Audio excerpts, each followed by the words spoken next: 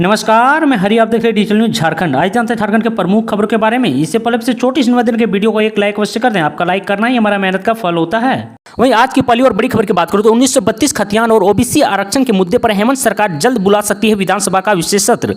आपको बता दूं कि झारखंड में बहुत ही जल्द विधानसभा का विशेष सत्र आहूत हो सकता है। यह विशेष सत्र 1932 खतियान को लेकर लिए गए निर्णय और ओबीसी को 27% आरक्षण पर केंद्रित होगा। सत्ताधारी दल की ओर से उठ रही मांग के बाद विशेष सत्र की संभावना बढ़ गई है। 1932 का खतियान और ओबीसी को 27% आरक्षण दिए जाने को लेकर सदन से प्रस्ताव पारित करने की कोशिश होगी। विशेष सत्र आहूत होने तक जेएमएम और कांग्रेस के नेता फिलहाल किसी भी तरह की बयानबाजी से परहेज करेंगे। गठबंधन सरकार ने अपने विधायकों को अपने जिले का अंतिम सर्वे रिपोर्ट के साथ सदन में अपनी बात रखने का इशारा कर दिया है।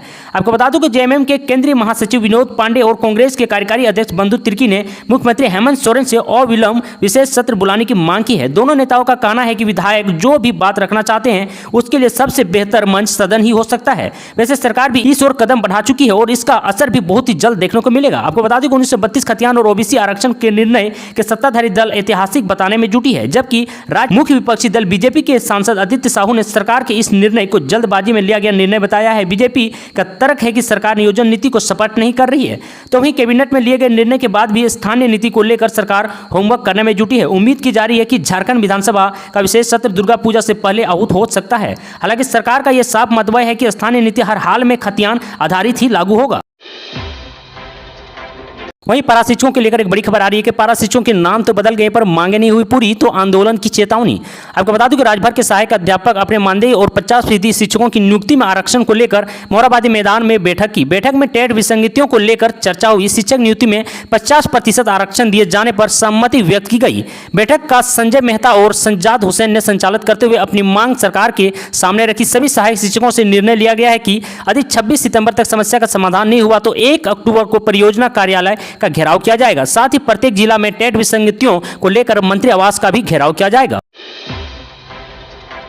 युवाओं के लिए बड़ी काम की है मुख्यमंत्री प्रोत्साहन योजना। आपको बताओ दोस्तों कि हेमंत सोरेन सरकार की यह महत्वाकांक्षी योजना है। इस योजना के तहत जिन्हें लाभ पहुंचाने का लक्ष्य तय किया गया है वे राज्य के तकनीकी बेरोजगार युवा हैं। राज्य के सभी जिलों में संचालित नियोजनालय इसके नोडल दफ्तर हैं। यही इस योजना की विस्तृत जानकारी ली जा सकती है। आपको बता दूं कि इस योजना की शुरुआत मुख्यमंत्री हेमंत सोरेन की ओर से की गई है। इस योजना का मूल्य उद्देश्य राज्य के सभी नागरिक जो शिक्षित होने के बावजूद भी बेरोजगार है उन्हें 5,000 की आर्थिक सहायता प्रदान करना है।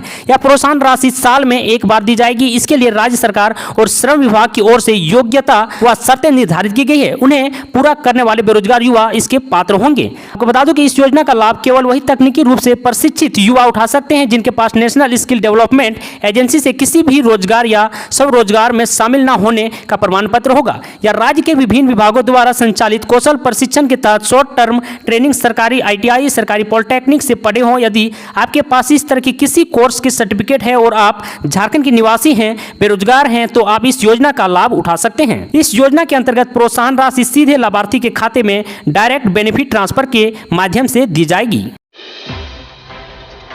वहीं पारा शिक्षकों के लेकर बड़ी खबर आ रही है कि पारा शिक्षकों की आकलन परीक्षा दिसंबर में होगी। 22 सितंबर से भरे जाएंगे फॉर्म।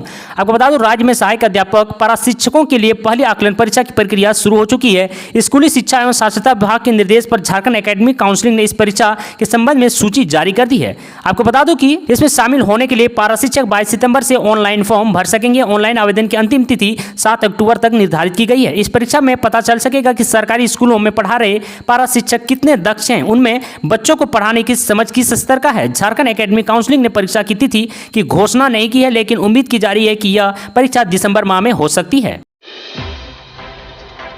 झारखंड में 1932 के खतियान की घोषणा का विरोध, रांची के 6 लोगों को नोटिस। आपको बता दूं कि झारखंड में 1932 खतियान की घोषणा का विरोध करने के कारण 6 लोगों को नोटिस जारी किया गया है। इन पर शांति भंग करने का आरोप लगाया गया है। रांची SDO के हस्ताक्षर से नोटिस जारी किया गया है। इनमें प्रदीप तिवारी, कैलाश यादव समेत 6 लोग शामिल हैं। इन्हें 19 सितंबर को सुबह 10 बजे तक SDM कोर्ट में 50,000 रुपये का बॉन्ड भरने का आदेश दिया गया है। हेमंत सोरेन की विधायकी पर राजभवन चुप, सीएम खटखटाएंगे सुप्रीम कोर्ट का दरवाजा। आपको बता दूं कि मुख्यमंत्री हेमंत सोरेन अपनी विधानसभा की सदस्यता को लेकर असमंजस की स्थिति स्पष्ट करने के लिए राजभवन और चुनाव आयोग पर दबाव बनाने की तैयारी में है। आपको बता दोस्तों कि इस कड़ी में सर्वोच्च न्यायालय का रुख कर सकते हैं। इस दिशा में तैयारी की जा रही है।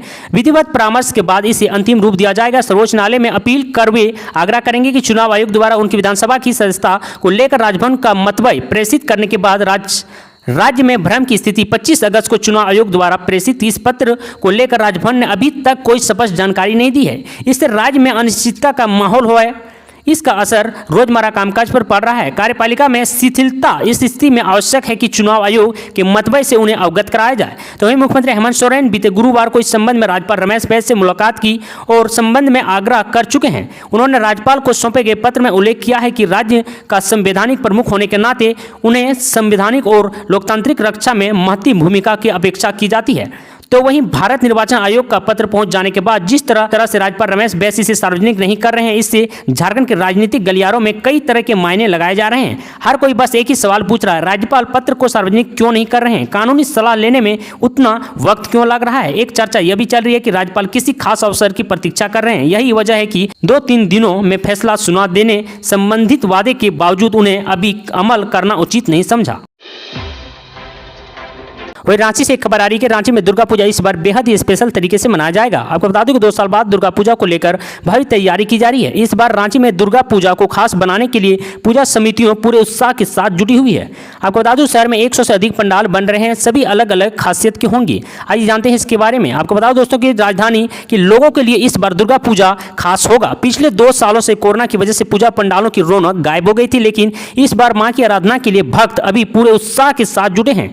राजधानी रांची में इस साल 100 से ज्यादा पूजा पंडाल बनाए जा रहे हैं, जिसमें मायापुर के इस्कॉन मंदिर से लेकर इंद्रधनुष की अनुपम छठा लोगों को खास आकर्षित करेगी। बंगाल सहित विभिन्न राज्यों से आए कारीगर पूजा पंडाल का निर्माण कर रहे हैं। रात दिन पूजा पंडाल निर्माण में लगे हैं। कारीगर ने दुर्गा पूजा की चतुर्दशी तक इसे तैयार करने का लक्ष्य रखा है। ऐसे ही झारखंड की तमाम बड़ी खबरों को जानने के लिए चैनल को लाइक एंड सब्सक्राइब अवश्य कर लें। आज के लिए इतना ही। जय हिंद, जय भारत, धन्यवाद।